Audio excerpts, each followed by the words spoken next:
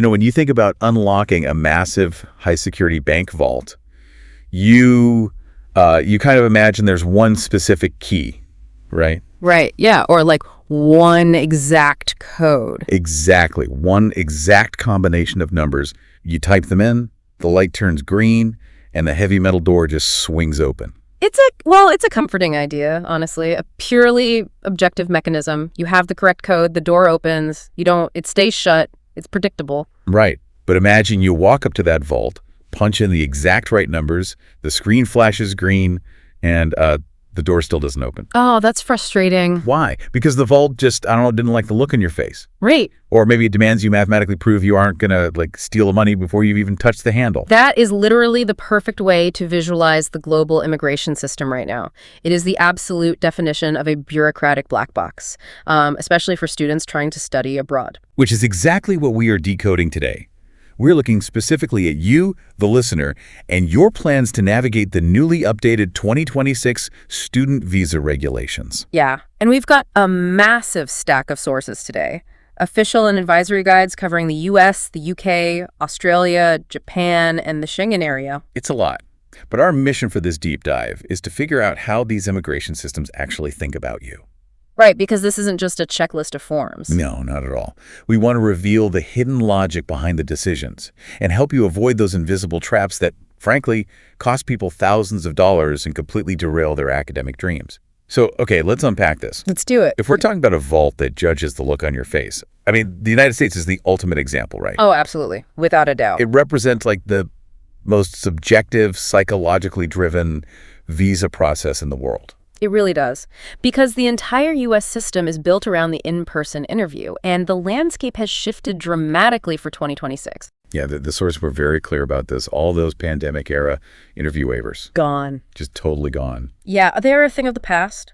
So if you are applying for a U.S. student visa, even if you are just renewing your status, almost every single applicant must stand in front of a consular officer again. Which is such an incredibly high-stakes environment. Yeah. I mean, you wait in line for hours, you finally step up to this bulletproof glass, and you get, what, a 3-minute audition? Yeah, 3 minutes tops. 3 minutes to convince a total stranger to let you into the country.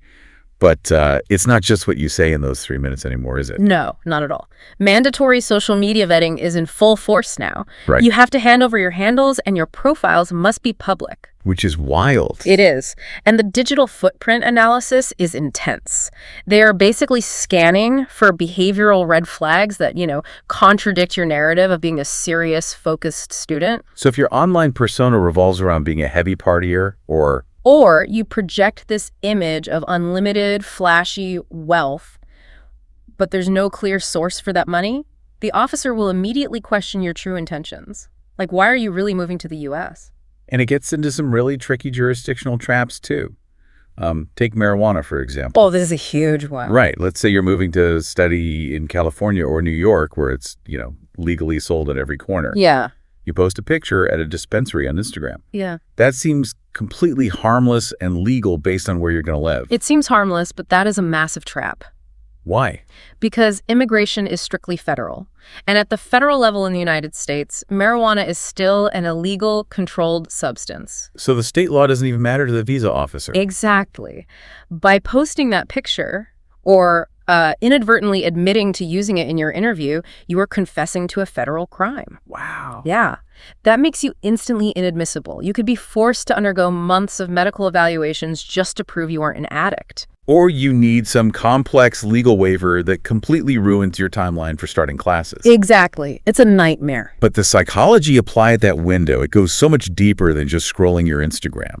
According to these 44 reasons for denial sources we looked at, these consular officers are essentially profiling applicants based on specific archetypes. Right? Yeah. They have these internal categories they are actively watching out for, like the tweener. The tweener. Okay, what is the tweener? It's a classic red flag in the U.S. system. This is an applicant in their mid-20s. Okay.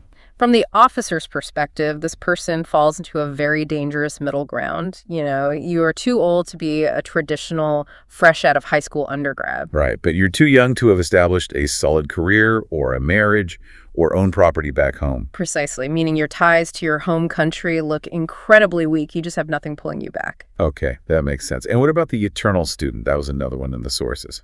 Oh yeah, the eternal student. This is someone applying for their third master's degree, or someone who is in year 7 of what should be a 4-year program. So they just look like they're dodging the real world. Exactly. The officer looks at that file and assumes the education is a sham. They assume you aren't really there to learn. You're just collecting degrees as a pretext to legally stay in the U.S. and work on the side. But the one that really caught my attention, the one that honestly kind of shocked me, is what's known as the Who's Your Daddy test. Yeah, that one is, it's controversial. It is heavily focused on younger applicants. Right. Like 18-year-olds who obviously don't have mortgages or spouses to prove they plan to return home. It's right. Because the applicant doesn't have their own established life yet, the officer scrutinizes the parents' lives instead. Right. And the source material points out that if the applicant's parent has a blue-collar job, like if they work in construction or retail or agriculture, The officer might view them as coming from a poorer background, yeah. and therefore categorize the student as a higher risk for illegally immigrating. I have to call this out for a second. Isn't this basically profiling based on age and family class? Yeah. You are walking up to that window guilty of wanting to immigrate until you can somehow prove yourself innocent. You are absolutely right to call that out, because that guilty until proven innocent concept, it isn't just a feeling, it is the literal law. Wait, really? The law says that? Yes. It all stems from a specific statute called Section 214B of the U.S. Immigration and Nationality Act. By law, every single person applying for a temporary visa is legally presumed to be an intending immigrant. Oh, wow. The officer is legally required to assume you plan to stay forever. The entire burden of proof is on you in those 3 minutes to prove the law wrong. So the officer isn't just being cynical or mean, they are executing legal mandate. Precisely. It is an actuarial risk assessment. They base their snap judgments on historical demographic patterns of who has overstayed their visas in the past. And because it's a risk assessment system, past associations can haunt you permanently. Right. Oh, forever. A few years ago, there was a massive scandal involving fraudulent companies, places with names like FinDream or Integra. Right. These were the companies that promised to help international students maintain their visa status after graduation by providing them with fake employment records. Yes, because programs that let students work after graduation require actual employment. These fake companies just provided the illusion of it. And thousands of students signed up. Thousands. And sure, some knew exactly what they were doing and were complicit in the scam, but many others were completely naive victims who were just misled by recruiters. But to the U.S. government, that distinction didn't matter, did it? Not at all. The authorities shut those companies down, and as a result, a huge number of those students received permanent fraud bars. Which means they are banned from entering the United States for life. For life. Purely because their name was associated with that fraudulent network. That is just an intensely subjective psychological minefield. It really is. But if you don't want your immigration officers playing amateur psychologist at a glass window, you have to swing to the absolute opposite extreme. Which brings us across the Atlantic. Yes. Because if the U.S. is a psychological audition, the U.K. and the Schengen area are rigid, unfeeling math exams. The European philosophy is entirely different. They care much less about what you say in an interview and much, much more about exact to the penny financial mathematics. It is highly objective. Very. Let's break down the UK first, because the rules for proving you have enough money to survive there are, they're exact. They're militant about it. Right. It is not just about having the money in an account. It is about how that money behaves over time. Exactly. The funds must sit completely untouched in your bank account for 28 consecutive days. Untouched. Untouched. And the bank statement you submit to prove this cannot be older than 31 days on the exact date you submit your visa application. It is an incredibly narrow, unforgiving window. It really is, and it raises a critical question for anyone listening who's planning this out. Do you have the exact current figures memorized? Because the math changes constantly. It does, and the UK Home Office does not give partial credit for being close. No, and this is a terrifying trap for 2026, because we noticed a brilliant catch in the sources. There are older but still circulating government guides that state the living costs you need to show for studying in London are $1,334 per month. Yes. But another official source, the updated requirement for anyone applying after January 2025, notes the maintenance requirement has jumped to $1,529 per month. That is a significant increase. For a standard 9-month academic year, you suddenly need to show 13,761 towers just for living expenses. And that is on top of your full tuition fees. Exactly. So imagine a student who does their research in an older form or reads an outdated PDF. They save up the $1,334 per month. They hold it in their account for exactly 28 days. They pay the fee and they submit it. It will be flat out denied. Because they missed the new threshold. Yep. And here is the kicker for the listener.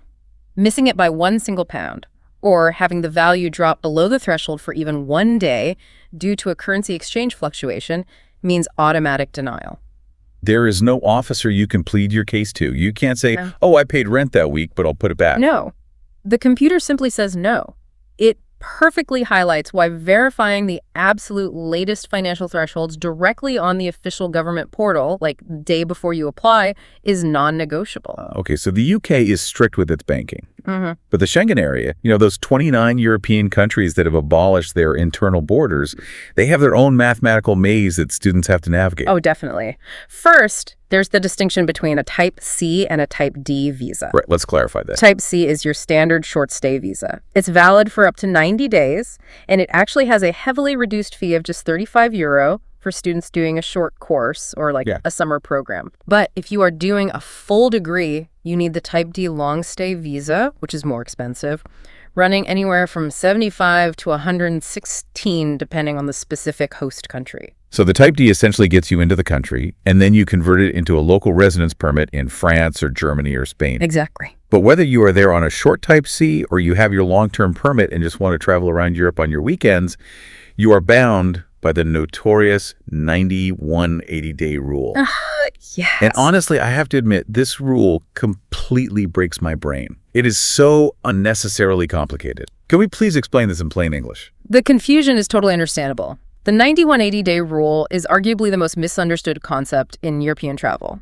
Most people assume they get 90 days to travel per calendar year, and then it just resets on January 1st. Right, like starting fresh? But it does not. So there is no reset button at all? None. Zero. It is a rolling window. Okay, how does that work? Imagine you are standing at today's date and you look backward exactly 180 days. You count today, yesterday, and the 178 days before that. If you tally up all the days you were physically present in the Schengen zone within that specific 180-day snapshot, that number cannot exceed 90. Which means tomorrow, the whole window shifts forward by 1 day. The day that was 181 days ago drops off the back of the count, and a new day is added to the front. Exactly. The window moves with you every single day you are alive. Right. So if you are studying in London, which is outside the Schengen zone, and you spend every weekend flying to Paris or Rome, you have to constantly calculate that rolling 180-day snapshot to make sure your weekend trips haven't breached the 90-day limit. It's exhausting just thinking about it. It is a lot of math. But, when you look at why these incredibly strict mathematical rules exist, both the UK's 28-day banking rule and Europe's rolling travel window, it actually makes sense. It does. The sources explain it is specifically designed to combat the sudden deposit trick. Yes, this used to be a huge problem. Immigration authorities were plagued by applications where a student needed to show financial stability, so a wealthy relative would suddenly drop, $50,000 into their bank account 2 days before the visa application. Right, which makes the student look wealthy on paper. Exactly. But it's a complete illusion. The money isn't really theirs, and the moment the visa is approved, that $50,000 is transferred right back out to the relative. Got it.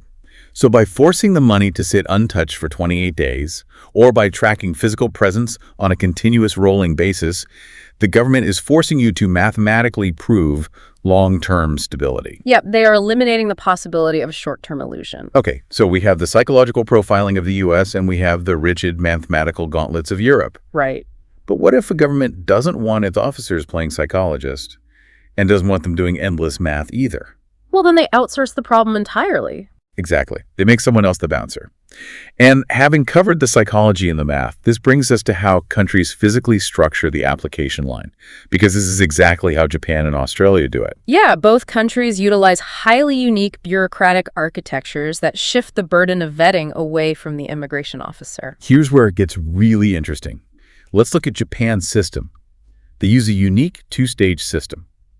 Because as a student, you cannot just log online and apply for a Japanese student visa, right? Oh, the system literally won't let you. Yeah. First, your chosen Japanese university has to go to the Immigration Services Agency inside Japan and apply on your behalf for a COE. Which is a certificate of eligibility. Right, and that process alone takes 6 to 8 weeks. Wow. The university has to submit your study plan, your transcripts, and your proof of finances, which generally requires showing a bank balance of around 1.6 to 2 million Japanese yen. And only after the Japanese government approves that COE and physically sends it to you, are you allowed to go to VFS Global or a processing center in your home country to apply for the actual visa, which then takes another 5 to 10 days. Exactly. It's like Japan's system treats the universities like bouncers.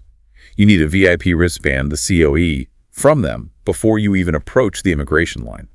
That is a perfect analogy. It is a brilliant strategy from a bureaucratic standpoint, because Japan intentionally shifts the heavy lifting onto the educational institutions. Right. By making the universities secure the COE, the government makes those schools highly responsible for the caliber and legitimacy of the students they admit. It creates a massive reputational risk for the university. I mean, if a school admits a bunch of students who immediately drop out to work illegally or who overstay their visas, the government will flag that institution. Absolutely. And suddenly, that university will find it nearly impossible to get COEs approved for any future students. So the university ends up vetting you far more rigorously than the immigration agency ever could, because their own ability to operate depends on it. Exactly. They are highly motivated bouncers. Meanwhile, Australia takes a completely different crowd control approach. They don't use the universities as bouncers. For their subclass 500 student visa, Australia basically just sets up a velvet rope and charges an absolutely massive cover fee to keep the line short. Yeah, it is arguably one of the most expensive student visas in the world right now. As of the latest 2026 updates, it costs 1,600 Australian dollars just to submit the application. Just to apply. Yeah. And to be clear to you listening, you do not get a refund if you are rejected. That money is gone. Poof, gone. On top of that, you have mandatory upfront costs, like the OSHC, the Overseas Student Health Cover, which you have to purchase for the entire duration of your multi-year degree before you are even allowed to hit submit. It requires a staggering upfront financial commitment. Australia uses the sheer financial barrier to entry to instantly filter the applicant pool. If you aren't deeply serious or if you aren't properly funded, you simply won't pay the $1,600. It saves their immigration officers countless hours of processing low-quality applications. So whether it's psychology, math, or outsourcing the vetting, to bring this all together for your long-term planning, we have to talk about the final layer all these countries are adopting in 2026. And that is pure automation. The physical border as we know it is fundamentally changing. Europe is undergoing the most massive technological upgrade in its history. As of April 2026, the entry-exit system, the EES, is fully operational across all Schengen external borders. Yes, every airport, every seaport, every land crossing. The era of collecting physical passport stamps in Europe is completely dead for non-EU nationals. It's sad for the scrapbook, but yes, That's good. it is a fully biometric system now. When you cross the border, you don't just hand over a passport. Machines capture a high-resolution facial image and 4 fingerprints, and those biometrics are tied directly to your digital entry and exit timestamps. Which means the margin for error has basically dropped to absolute zero. You can't sweet-talk a biometric scanner. Yeah. If you miscalculate that rolling 9180-day window and you overstay your visa by even a single day, you don't have a human border guard who might let it slide. Because airline check-in systems are now integrated with the EES, the moment you scan your passport at the kiosk to fly home, you are instantly and automatically flagged as an overstayer. So the days of slipping through the cracks because a guard forgot to stamp your passport or because the ink was smudged and unreadable are completely over. Completely over. The system is automated, perfect, and unforgiving. And back in the U.S., we're seeing a massive policy tug-of-war alongside these tech upgrades. Let's start with the surprisingly good news for 2026 regarding dual intent. This is a major update, yes. Historically, if you were in the U.S. on a student visa, which explicitly requires you to prove you intend to return to your home country, and a company or family member filed a green card petition for you, it was a disaster. Because it contradicted the visa. Right. Right. Exactly. The system viewed that green card petition as a direct contradiction of your student visa, and it was often an automatic death knell for your legal status. But the USCIS policy manual recently updated. The U.S. government has officially clarified that having a pending immigrant petition does not automatically terminate your student status. Yes, meaning you can legally be in line for a green card and still demonstrate your present intent to finish your studies. It's a huge relief for students who secure a job offer and want to transition safely. It is a massive win. But the sources also point out it is heavily balanced by some very stressful changes on the horizon regarding how long you can actually stay. Yeah, the bad news. The Department of Homeland Security is moving to end the flexible duration of status rule. To understand why this matters, we have to look at how it works now. Currently, a U.S. student visa is valid for DS, duration of status. That means as long as you are continually enrolled, paying tuition, and making normal progress in your degree, your visa remains valid. If your complex engineering PhD takes 6 years instead of 4, you're fine.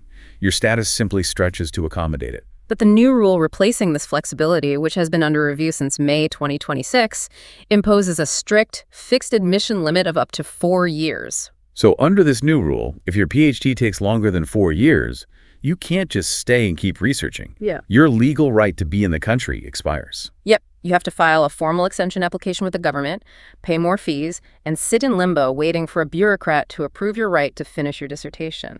And speaking of fees, they are aggressively rising. The U.S. has added a new visa integrity fee of at least $250 payable when your visa is issued. And that is piled on top of the mandatory $350 sub-east tracking fee and the $185 DS 160 application fee. So you're looking at close to $800 just in fees. The financial and bureaucratic burdens are undoubtedly rising across the board. They absolutely are. Let's pull back and summarize this. Getting a student visa in 2026 really requires you to understand the specific flavor of scrutiny your destination country is going to use against you. Right. If you are going to the U.S., you have to prepare for intense psychological profiling and aggressively curate your digital footprint. And if you're heading to the UK or the Schengen area, you have to master the exact, unforgiving math of their rolling time windows and rigid bank statement rules. While if you are aiming for Japan or Australia, you have to navigate their institutional gatekeeping, whether that means waiting months for a university bouncer to vouch for you or paying a massive cover charge just to get in line. But if we connect this to the bigger picture, every single one of these systems is fundamentally asking the exact same questions. Do you have the resources to survive here without breaking our laws? And can we trust you to leave when you are legally required to? Exactly. It all comes back to unlocking that vault door. Which leaves us with a final, somewhat provocative thought to ponder. Okay, let's hear it. As technologies like Europe's biometric entry-exit system make tracking human movement 100% perfect and totally automated, will countries eventually relax these stressful, subjective human interviews? That's an interesting point. Right. Because if a computer knows exactly where you are and when you leave, do we still need a consular officer to guess your intentions? Or are we entering a darker era where a single algorithmic flag, like a misplaced keyword on social media or a miscalculated day on a travel log, will permanently ban you from traveling globally before a human being ever even looks at your file? Wow, that is the ultimate question of the digital border. It really is.